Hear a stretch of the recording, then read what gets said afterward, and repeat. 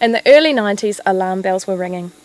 As we began to understand more about where kiwi populations remained in the wild and the threats they faced, we started to realise that not many of the chicks were making it to adulthood.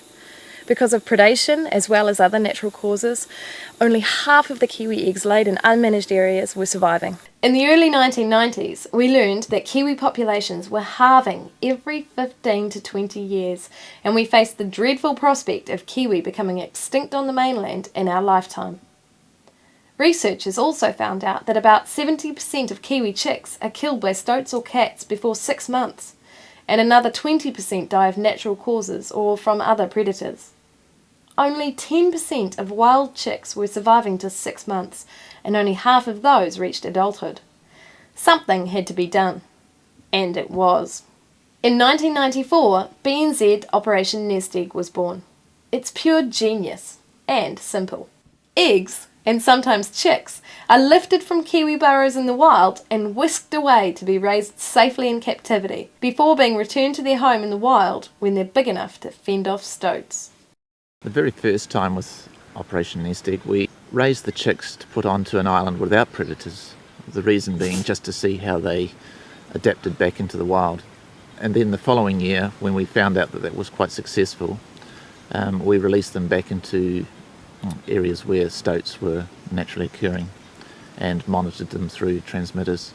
We're now producing about 150 kiwis per year through Operation Nest Egg. Once these Operation Nest Egg birds get to breeding age, they've been pairing up with wild kiwi, and in fact they've produced third and fourth generation kiwis. Operation Nest Egg can be quite expensive, but it's a very, very good tool for building up populations very quickly.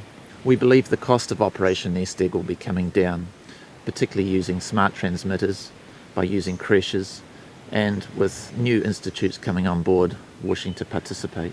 Ideally, eggs are taken halfway through the incubation stage, usually when the male kiwi has left the burrow to feed. Timing is important because the male may put up a fight to defend his egg, and the scuffle may accidentally crack or break it.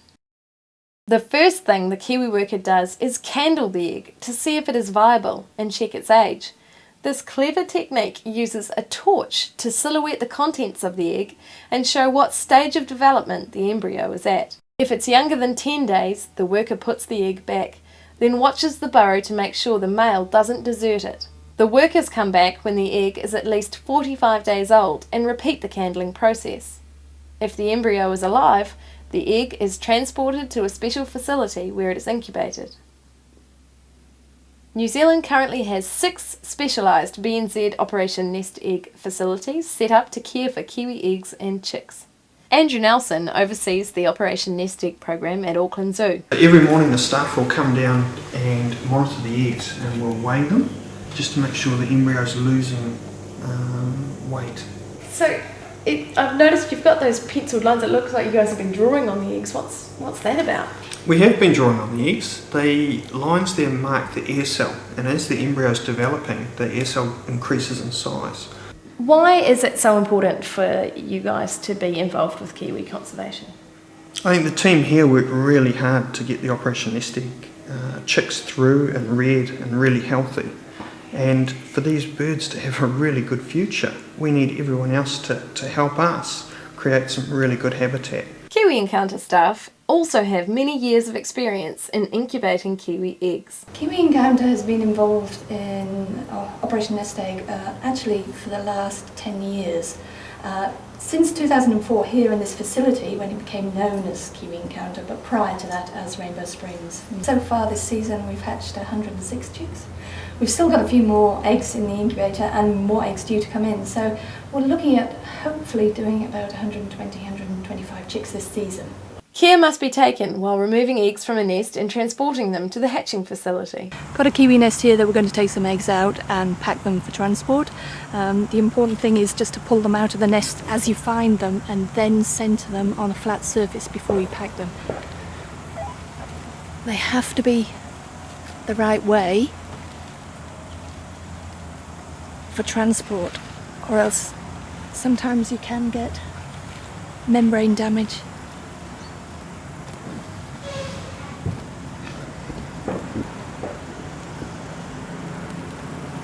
Just make sure that's centred properly.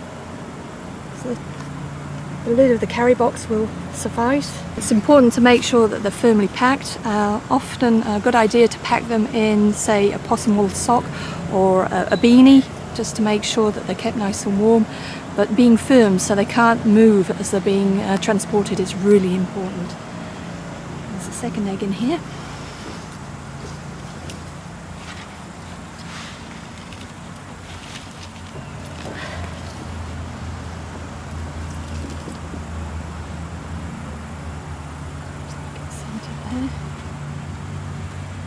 It's a good position for transport. Pack it in firmly.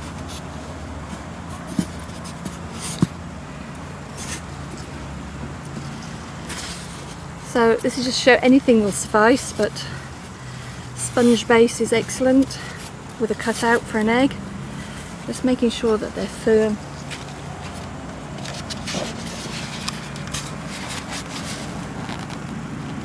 And the important thing to carry them is not to juggle them around, or make sure if it's very rough ground you've got somebody to pass them to. Once at the hatching facility, eggs are candled again to ensure they are alive and to record the age of the embryo. They then complete their incubation in an artificial incubator. Occasionally we do need to x-ray the eggs during Operation Nest Egg incubation, and that's because we think that the chick might be malpositioned. It does happen, but what we've got here is an x-ray of a chick in perfect hatch presentation, all ready to go. So we can see the lovely outline of the back line going to the base of the skull, it's here, and the bill going straight up into the air cell. We can also see the legs in the correct position here. The hips are based here. So this chick is actually in perfect presentation for hatch. As eggs come close to hatching, they may wriggle on the bench in response to a soft whistle. Hatching is not easy for the tiny chick, as kiwi do not have an egg tooth to break the shell. The tiny birds have to push with their feet, and it can take 5 days for the exhausted chick to finally emerge. Chicks are fully feathered miniatures of adult kiwi. In the first few days of life, they do not eat, surviving off the nutrients in the yolk sac provided by their mother's huge egg. They commonly lose weight. In 2007, Auckland Zoo hatched its 150th BNZ Operation Nest Egg chick. Michelle, what's this and what have we got in here? This is one of our brooders, and we have a 6-day-old chick. And it's actually a very special chick. It's Auckland Zoo's 150th Operation Nest Egg chick. At this vulnerable stage, chicks must be weighed and kept warm in the small brooder for a few days prior to being transferred to the brooder boxes. Special diets are prepared to help them grow as fast as possible once they begin to feed.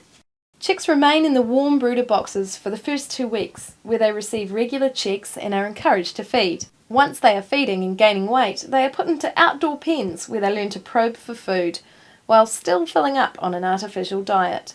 The next important stage of their life takes place in a kiwi crèche, but before they move, each chick is treated for parasites and has a comprehensive health screen.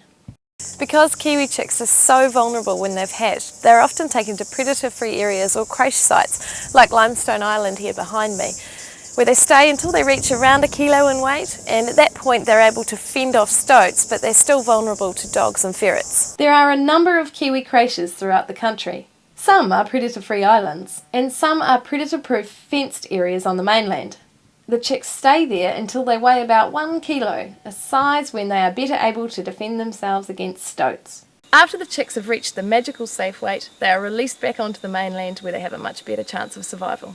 By 2007, BNZ Operation Nest Egg had successfully hatched more than 800 kiwi eggs and has been brilliant at buying time for our endangered kiwi populations while longer-term solutions are found. Because it is very labour intensive and expensive, other solutions will be needed in the long term. If those solutions deal with kiwis' predators and other pests, then they will also be helping the ecosystem as a whole, including all the other native species that live there. Thanks to BNZ Operation Nest Egg, more kiwi eggs hatch and chicks are nurtured to a stage where they are able to fend for themselves.